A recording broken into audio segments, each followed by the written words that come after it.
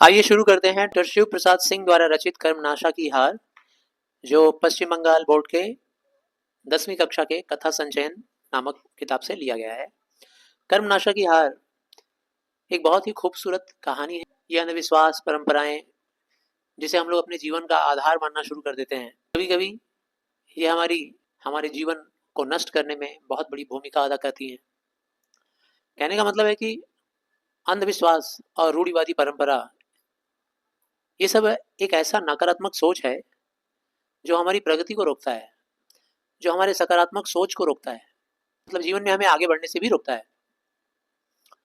कर्मनाशा की हार एक ऐसी कहानी है। कर्मनाशा एक नदी है, उसमें हर बार बाढ़ आया करती है और उस नदी के किनारे रहने वाले गांव के लोगों की सोच ये है कि हर बार ये नदी बलिदान चाहिए इसको अगर बलिदान दे दिया जाए, किसी का, इंसान का बलि चढ़ाया जाए या किसी जीव जंतु का बलि चढ़ाया जाए तो ये कर्मनाशा हार जाएगा, यानी कि बाढ़ अपना रोक देगा और लोगों का जान बच जाएगा। ऐसा लोगों का सोच था। लेकिन ऐसा होगा क्या? क्या आप भी पढ़े लिखे ऐसे ही सोचेंगे? नहीं। तो कर्मनाशा की हार कैसे होती है? दरअसल क्या जीव जंतु या इंसान की बलि चढ़ाने से हार होती है, या क्या किसी और वजह से इस कर्मनाशा की हार होती है? आइए कहानी पढ़ते हैं। काले सांप का काटा आदमी बच सकता है, हलाहल जहर पीने वाले की मौत रुक सकती है, किंतु जिस पौधे को एक बार कर्मनाशा का पानी छू ले, समझ गया ना कर्मनाशा क्या है? नदी है, वह फिर हरा नहीं हो सकता। यहाँ लेखक शिव प्रसाद सिंह ये कहना चाह रहे हैं, कोई जहर पी ले तो हो सकता है कि शायद उसकी मौत रुक जाए। जहर पीने वाले की मौत रुकती नहीं है, होके ही रहती है। हो सकता है जहर पीने वाले की मौत रुक जाए, हो सकता है कि काला जहरीला सांप किसी को काट ले तो हो सकता है उसकी मौत ना हो, लेकिन कर्मनाशा नदी अगर किसी को छू ले तो उसकी मौत होनी ही है, उसका नुकसान होना ही है। अगर किसी वृक्ष को छू ले तो वृक्ष हरा नहीं रह सकता है, मुरझाएगा ही। कर्मनाशा के बारे में किनारे के लोगों का एक विश्वास था। किनारे के लोग मतलब कर्मनाशा नदी के किनारे के लोगों का एक विश्वास था, यदि एक बार नदी बढ़ जाए तो बिना मानुष की बलि लिए लौटती नहीं है भाई। इंसान की बलि चढ़ानी पड़ेगी, किसी न किसी की बलि चढ़ानी पड़ेगी, तब जाके ये नदी रुकेगी अगर एक बार बढ़ गई तो। हालांकि थोड़ी ऊंचाई पर बसे हुए नई डीह वालों को इसका कोई खौफ न था। नई डीह एक गांव है, थोड़ी ऊंचाई पे बसा हुआ है कर्मनाशा से, वहां पे खौफ नहीं है डूबने का। कर्मनाशा कितना भी बढ़ता है तो वहां तक पहुंचता नहीं है। इसी से बाढ़ के दिनों में गेरू की तरफ फैले हुए अपार जल को देखकर खुशियां मनाते 2-4 दिन की बाढ़ उनके लिए तब्दील बनकर आती है। मुखिया जी के द्वार पर लोग बाग इकट्ठे होते और कजली सावन की ताल पर ढोलकें ठनकने लगती हैं। अब इसीलिए नई डीह के लोग इसको एक तरह से इंटरटेनमेंट का साधन मानते हैं। हर साल गेरुआ कलर जानते हो ना कैसा होता है, जैसे बाबा लोग पहनते हैं, तो गेरुआ कलर का ये पानी दिखता है, मटमैला सा, पूरा मिट्टी का कलर घुला हुआ। और जब इसमें बाढ़ आता है तो नई डीह के लोगों के लिए एक इंटरटेनमेंट होता है। 2-3 दिन खूब तेज पानी चढ़ता है, लोग अपने गांव के किनारे से खड़े होकर देखते हैं, खूब एंजॉय करते हैं पानी को। और उस गांव में जो मुखिया जी हैं, उनका दरवाजा थोड़ा ऊंचाई पे बना हुआ है, घर ऊंचाई पे बना हुआ है, पूरा गांव वहां चला जाता है और सब इकट्ठे हो जाते हैं वहीं पे, कजली सावन का गीत गाते हैं, ढोलकें वगैरह ठनकती हैं। सावन के महीने में, बारिश के दिनों में तो बाढ़ आएगा ना। गांव के दूधमुहे तक, दूधमुहा मतलब वो बच्चा जो भी दूध पीता है, वो बच्चा भी गाना गाता है झूम झूम के। और गाना क्या गाता है देखो, यहाँ दिया हुआ है, ई बाढ़ी नदिया जिया लेके माने। ई बाढ़ी नदिया मतलब ये बढ़ी हुई नदी जान लेके ही मानती है। हाँ, बोलने का मतलब तुम्हारे ऐसे बच्चे, छोटे छोटे बच्चे अभी क्योंकि बाढ़ उनके किसी आदमी का जिया नहीं लेती थी ना, अब वो तो गाएगा ही। उनके परिवार का जान तो जाता नहीं था, दूसरे लोगों का जान जाता था, उनका घर तो ऊंचाई पे था। किंतु पिछले साल अचानक जब नदी का पानी समुद्र के ज्वार की तरह उमड़ता हुआ नई डी से जा टकराया तो ढोलके बह चली, गीत की कड़ियां मुरझाकर होठों से पपड़ी की तरह छा गई। सोखा ने जान के बदले जान देकर पूजा की। कहने का मतलब पिछले साल की बात है भाई। पानी इतना ज्यादा उठ गया कि नई डी को लग रहा था डुबा देगा। लोग कांप गए एकदम। वो जो कजली और सावन गाते थे ना, झूला झूमते थे, वो सब बंद हो गया उस साल, पिछले साल। गाना वाना सब बंद, ढोलक वोलक सब बंद। और यहाँ तक कि सोखा लोग जो होते हैं ना, जो देहाती मंत्र मंत्र करके, तंत्र मंत्र करके सोचते हैं कि हम हर चीज का इलाज कर देंगे, सोखा लोग भी सोचने लग गए थे भाई जान दे के ही जान बचेगा। 5 बकरों की दौरी भेंट हुई और बकरी का बलि दिया। किसको? कर्मनाशा को, पिछले साल। किंतु बढ़ी नदी का हौसला कम ना हुआ। एक अंधी लड़की, एक अपाहिज बुढ़िया बाढ़ की भेंट रही। वो नदी, वो जो नदी थी कर्मनाशा, उसका पेट अभी नहीं भरा 5 बकरी खा के, बलि चढ़ा गए। अब उस नदी में एक अंधी लड़की भी बेचारी डूब गई, और हाँ गलती से ही डूबी होगी, किसी ने बलि नहीं चढ़ाया। और एक बुढ़िया भी बेचारी उसमें डूब गई, नहीं भाग पाई होगी, फिसल गई होगी, गिर गई होगी। इतना बलि लेने के बाद भी उसका जोश कम नहीं हुआ नदी का। नई डी वाले कर्मनाशा के इस उग्र रूप से कांप उठे। अब सारे लोग डर गए थे कि भाई हम लोगों ने 5 बकरियों को दिया, जैसा कि सोखा ने कहा था। हम लोगों ने देखा हमारी आंखों के सामने ही वो अंधी लड़की डूब गई, वो बुढ़िया डूब गई, फिर भी बाढ़ कम नहीं हो रहा है। इस उग्र रूप से कांप उठे सारे लोग। बूढ़ी औरतों ने कुछ सुराग मिलाया, पूजा पाठ कराकर लोगों ने पाप शांति की। जो बूढ़ी औरतें थी उन लोगों का तो अलग परंपरा होता है ना, पुरानी सोच, पुरानी परंपरा। उन्होंने कहा भैया पूजा पाठ कराते हैं, नहीं तो ये नदी सबको डुबा ले जाएगी। चलो भैया पूजा पाठ कराते हैं। कोई सत्यनारायण भगवान का कथा करवाया, कोई तंत्र मंत्र करवाया, लेकिन नहीं हुआ। एक बाढ़ बीती, एक बरस बीता, वो बाढ़ बीत गया और एक साल भी बीत गया। पिछले घाव अभी सूखे भी नहीं थे कि भादों के दिनों में फिर पानी उमड़ा। फिर से आ गया भादों का महीना, सावन के बाद आता है भादो। बादलों की छाव में सोया गांव भोर की किरणें देखकर उठा तो सारा सिवान रक्त की तरह लाल पानी से घिरा था। फिर से साल आ गया, फिर से भादों का महीना, फिर बारिश, जबरदस्त बारिश, और कर्मनाशा में बाढ़ आ गई। रात को लोग सोए और सुबह जब उठे, भोर का किरण लेकर, भोर का किरण देखकर जब उठे तो देख रहे हैं पूरा का पूरा सिवान, सिवान मतलब बाउंड्री, उनके गांव का जो बाउंड्री है, लिमिट, वो सब का सब लाल पानी से घिरा हुआ है। मतलब वही गेरुआ कलर का पानी, पानी एकदम अब चढ़ते जा रहा है, चढ़ते जा रहा है, लग रहा है गांव डुबा देगा। नई डी के वातावरण में होलदिली सी छा गई, जोरदार चहल पहल। गांव ऊंचे अरार पर बसा था। ऊंचा अरार मतलब एक ऊंचाई पे मिट्टी का जो ढेर होता है उसको अरार बोलते हैं। उसी जगह पर बसा हुआ था, जिस पर नदी की धारा अनवरत टक्कर मार रही थी। जा जाके नदी की धारा उस पर टक्कर मार रही जोर जोर से। लग रहा है कि अब वो अरार टूटेगा, और जैसे ही टूटेगा बड़बड़ा कर 2-4 घर गिरेंगे, ऐसा लग रहा था। बड़े बड़े पेड़ जड़ मूल के साथ उलट कर नदी के पेट में समा रहे थे। अब तो धीरे धीरे पेड़ में टूट टूट के, कट कट के गिरना शुरू भी हो गए थे, बह बह के जा रहे थे। अब यह बाढ़ न थी, प्रलय का संदेश था। लग ही नहीं रहा था बाढ़ है, लग रहा था प्रलय है, प्रलय। नई डीए के लोग चूहेदानी में फंसे चूहों की तरह भय से दौड़ धूप कर रहे थे। जैसे चूहेदानी में चूहे फंस जाते हैं बेचारे, घबरा घबरा के भागते हैं, कहाँ भागू कहाँ भागू, ऐसे ही इंसानों का हाल हुआ था नई डी में। सब लोग सोच रहे थे अब बोरिया बिस्तर बांधो, किधर भागे, कैसे भागे। सबके चेहरे पर मुर्दानी छा गई थी। सबका चेहरा लग रहा था कि अब मरने वाला है लोग। अब यहाँ से बातचीत शुरू हो रही है गांव के लोगों की। गांव में कोई एक ईश्वर भगत हैं, तो अब ईश्वर को उच्चारण करना नहीं आ रहा है गांव वालों को, तो गांव वाले लोग ईश्वर को कैसे नाम ले रहे हैं, ईश्वर। तो ईश्वर भगत हकलाते हुए बोले, हकलाते कैसे हैं जानते ही हो, ठीक है ना, ऐसे ऐसे करके हकलाते हैं। तो हकलाते हुए बोले, कल दीनापुर में कड़ा चढ़ा था पांडे जी। कुएं की जगत से बाल्टी का पानी जागेश्वर पांडे उतार रहे थे। अब ये दूसरे आदमी हैं जागेश्वर पांडे, तो जागेश्वर नहीं बोल के उनको क्या बोला जा रहा है, जागेश्वर। तो ईश्वर पांडे ने बोला जागेश्वर पांडे को, जागेश्वर पांडे उस टाइम में पानी निकाल रहे थे कुआं से, घबरा कर बाल्टी सहित ऊपर से कूद पड़े। बाल्टी उल्टी लेके जल्दी से कूद पड़े ऊंचाई से, और बोल रहे हैं, क्या कह रहे थे भगत, कड़ा चढ़ा था, क्या कहा सोखा ने। सोखा ने मतलब भाई गाँव पुराने जमाने में डॉक्टर, मेट्रोलॉजी डिपार्टमेंट और साइंटिस्ट, वैज्ञानिक ये सब नहीं होते थे, सोखा होता था, तंत्र मंत्र होता था। तो उन लोगों को सोखे की बात पे ज्यादा विश्वास था। तो जगेश्वर पांडे पूछ रहे हैं, क्या क्या बोले, सोखा ने क्या बोला वहां का। चौराहे पर छोटी भीड़ इकट्ठी हो गई थी वहां पर। भगत, भगत कौन है भाई, ईश्वर भगत, ईश्वर भगत। भगत अपने शब्दों को चुबलाते हुए बोले, चुबलाते हुए मतलब मुंह में काशीनाथ की शरण भाई लोगों, सोखा ने कहा कि इतना पानी गिरेगा कि 3 घड़े भर जाएंगे।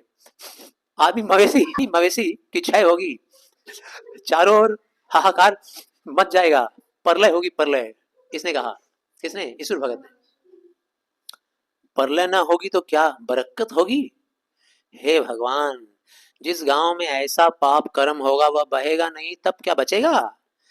अब ये तीसरी कैरेक्टर है। ये कौन है भाई? माथे के लुग्गे को ठीक करती धनेसरा चाची बोली। धनेसर पांडे की वाइफ होंगी, उनको बोला गया है धनेसरा चाची। तो जैसे शोले पिक्चर में देखे थे, बसंती की मौसी थी ना, ऐसे सिर पे पल्लू रखती थी, बार बार पल्लू को ऐसे टान रही है, बार बार सीधा कर रही है। तो अपने पल्लू को टानते हुए बोल रही है, परले ना होगी तो क्या होगा? बरकत होगी गांव में। जिस गांव में इतना पाप होगा, बहेगा नहीं तो क्या बचेगा? मैं तो कहूं कि फूलमतिया ऐसी चुप काहे है? अब देखो, एक और कैरेक्टर का नाम तुमको मिला, फूलमतिया। फूलमती को यहाँ पापिन माना गया है। इस कहानी में क्या पाप की है आगे पता चलेगा। राम रे राम, कुतिया ने पाप किया है, गांव के सिर बीता। अब उसने तो पाप किया, और उसका पूरा पाप किसके ऊपर सिर पे आया? पूरे गांव के ऊपर। उसकी माई कैसी सतवंती बनती थी, आग लाने गई तो घर में जाने नहीं दिया।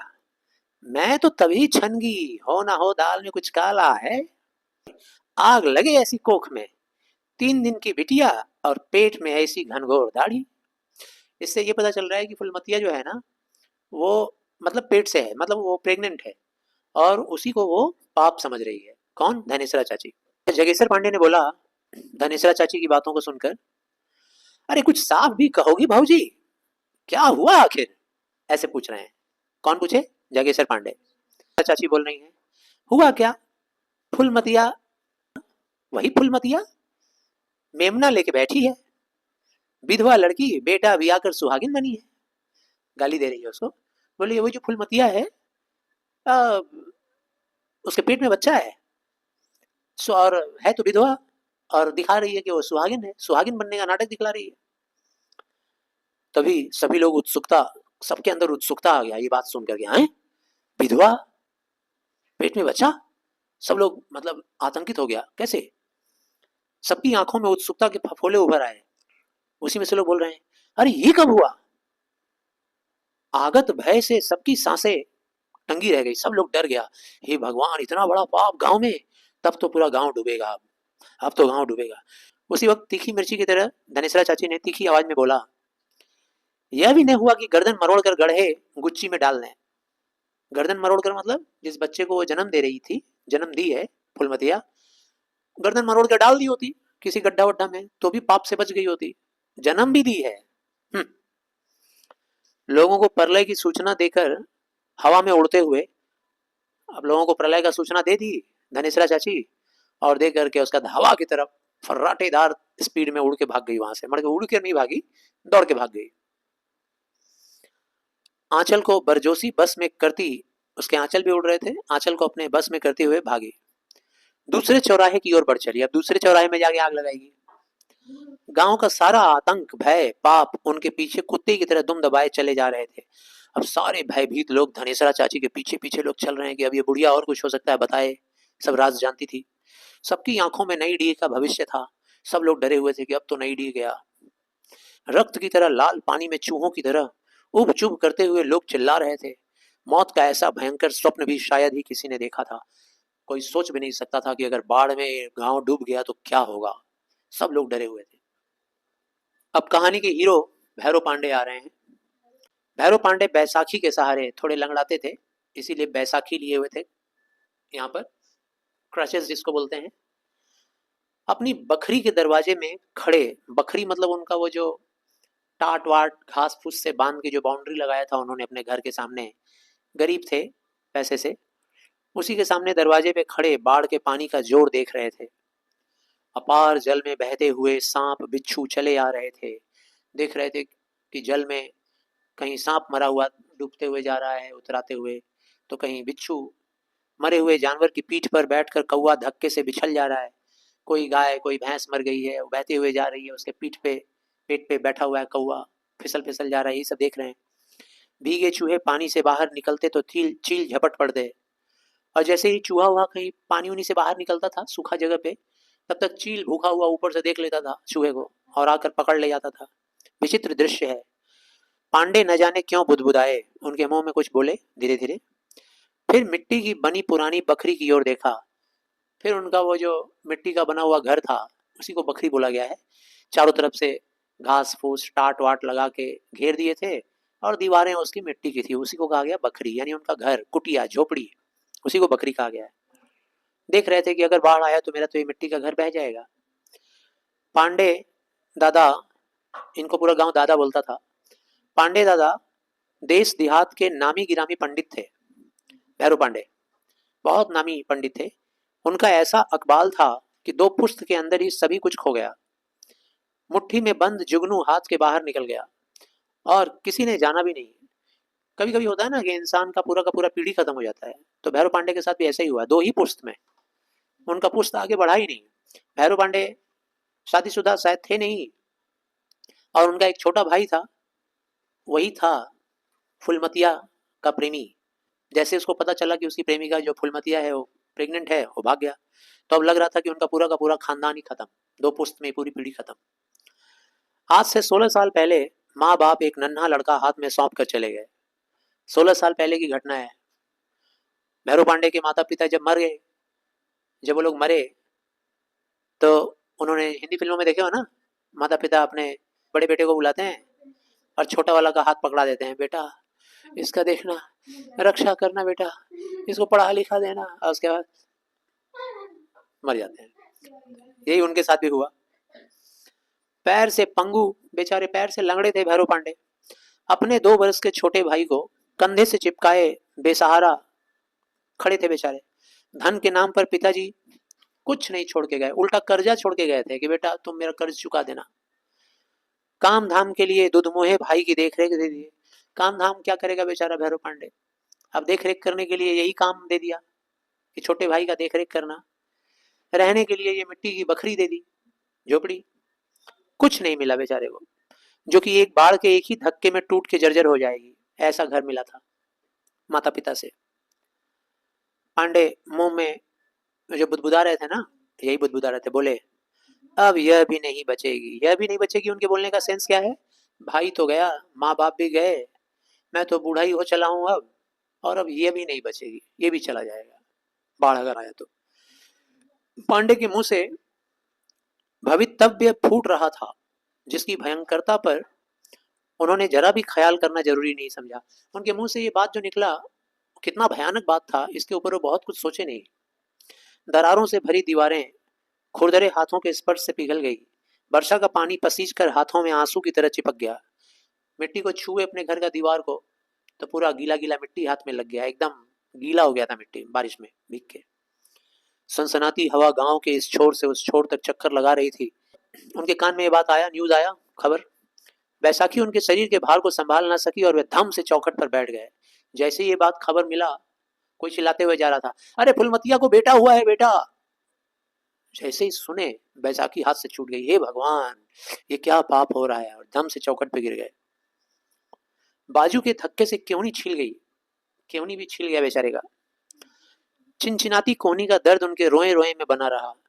पांडे इस पीड़ा को होठों के बीच दबाने का प्रयत्न कर रहे थे। बहुत जोर से दर्द हो रहा था, लेकिन ऐसे करके बैठे हुए थे। बुदबुदा के बोले, सब कुछ गया। कर्म नाशा की बाढ़ उनकी इस जर्जर बकरी को हड़पने नहीं, उनके पितामह की उस अमूल्य प्रतिष्ठा को हड़पने आई है। ये जो कर्मनाशा आ रही थी बाढ़, इसकी बाढ़ उनके जर्जर बकरी को हड़पने नहीं, उनका प्रतिष्ठा लेने आ रही थी। प्रतिष्ठा मतलब मान सम्मान, जो इतने पीढ़ी से बचा के रखे हैं। बोले, मैं जानता था कि यह छोकरा इस खानदान का नाश करने आया है। कौन छोकरा? उनका भाई। पांडे की आंखों में उनके छोटे भाई की तस्वीर नाच उठी। तुरंत जैसे ही सुने कि उसको फुलमतिया को बेटा हुआ है, तुरंत अपना भाई याद आया। ठीक है ना, गुस्सा में। 18 वर्ष का छरहरा पानीदार कुलदीप, ये जो उनका छोटा भाई था, 18 साल का था और छरहरे बदन का था, एकदम पतला दुबला शरीर का। आंखों में भैरों को माँ की छाया तैरती नजर आती थी। जब जब भैरव पांडे उसको, उसकी आंखें देखते थे अपने छोटे भाई की, तो उनकी माँ याद आ जाती थी। एकदम उसकी आंखें अपने माँ जैसी थी। उसे काले काकुल को देखकर मुखिया जी कहते थे, इस भैरव पांडे की दादा की लछौर पड़ी है। पांडे हो होकर हंस पड़ते। जा रे कुलदीप, बरामदे में बैठ कर पढ़। उसके बालों को देख करके मुखिया जी कहते थे, क्यों पांडे, तुम्हारे भाई का ये जो काला काकुल है, ये तो एकदम तुम्हारे पिताजी का परछाई है। पांडे की दादा की लौछार लौछार पड़ी है, मतलब उन्हीं के जैसा है। पांडे हंसना शुरू कर देते थे और फिर बोलते थे, जा रे बेटा जा, जाके बरामदे में बैठ के पढ़। तो ये पहले की कहानी बताई जा रही है। भैरव पांडे मन में बुदबुदाते थे, तेरी आंख में 100 कुंड बालू, हरामी कहीं का, लड़के पर नजर गड़ाता है। किसको गाली देते थे? मुखिया को। कुछ भी हुआ इसे तो भगवान कसम तेरा गला घोट दूंगा। बड़ा आया मुखिया जी। सारे लोग तेरे को मुखिया जी बोलते होंगे, मैं नहीं मुखिया मुखिया मानता हूं।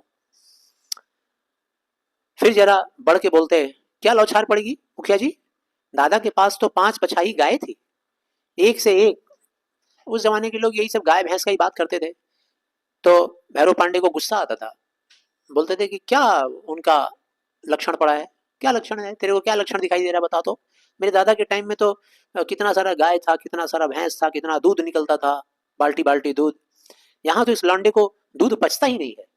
फिर साल 12 महीने हमेशा मिलता कहाँ है हम गरीबों को। अब हम पुराने जमाने की बात कहाँ रही पांडे जी, मुखिया जी कहते थे। और अपने संकेतों से शब्दों में मिर्चे की तिताई भरकर चला जाता था। और वो मुखिया आता ही था, इसीलिए थोड़ा सा आग लगा के भड़का के भैरव पांडे को। काले काले ककुलों वाला नौजवान कुलदीप उसे फूटी आंखों न सुहाता, किंतु भैरव पांडे के डर से वह कुछ कह ना पाता था। मुखिया जी को बड़ा जलन होता था उसके छोटे भाई को देख करके। कितना हैंडसम सा था, कितना सुंदर सा था, ठीक है ना। उसको एकदम अच्छा नहीं लगता था। बार बार आके कुछ ऐसे ही आग लगा के चला जाता था। और भैरव पांडे बोलते थे कि एकदम आग लगाने आए हो मेरा बच्चा को देख के, नजर लगाते हो। भैरव पांडे दिन भर बरामदे में बैठकर रुई सी बिनौले निकालते, तुमते सूप तैयार करते और अपनी तकली नचा नचा कर जनेऊ बनाते, जजमानी चलाते, पत्रा देखते, सत्यनारायण की कथा बांच देते। इससे जो कुछ मिलता कुलदीप की पढ़ाई और उसके कपड़े लत्ते आदि में खर्च हो जाते। यही सारा दिन का काम था भैरव पांडे का। घर में तकली चलाते थे सूता काट काट के रुई से, और जनेऊ बनाते थे, ठीक है ना, जो ब्राह्मण वर्ग पहनता है कंधे पर। और वही घूम घूम के जजमानी में जनेऊ बांटते थे, सबके घर में सत्यनारायण कथा उथा बांच देते थे, कुछ दक्षिणा मिलता था, उसी से अपने छोटे भाई का पढ़ाई लिखाई और घर का खर्चा चलाते थे। ये सब कुछ मर मर कर किया था इसी दिन को। अब फिर इस कहानी के इस मोड़ पे आ जाओ, लेटेस्ट। भैरव पांडे अब जिस दिन सुने थे कि फुलमतिया को बेटा हुआ, उस दिन की बात हो रही है। कह रहे हैं इसी दिन के लिए ये सब कुछ मर मर के किया था। पांडे की आंखों में प्यास छा गई। लड़के ने उन्हें किसी और का नहीं रखा। हाय, मेरा भाई हमको कहीं का नहीं छोड़ा। आज यहाँ आफत मची है, अपने पता नहीं कहाँ भाग कर छिपा है। राम जाने कैसे हो। सुखी आंखों से 2 बूंदे गिर पड़ी, तभी उनकी आंखों से 2 बूंद आंसू के गिरे। अपने से तो कौर भी नहीं उठा पाता था। भूखा बैठा होगा कहीं, बैठे मरे, हम क्या करें। छोटे भाई का याद आ रहा है, अपने हाथ से तो खाना भी नहीं खाता था, यही खिलाते थे बाप बनकर। पांडे ने बैसाखी उठाई, अपना बगल की चारपाई तक गए और धम से बैठ गए। दोनों हाथों से मुंह छिपा लिया और लेटे रहे।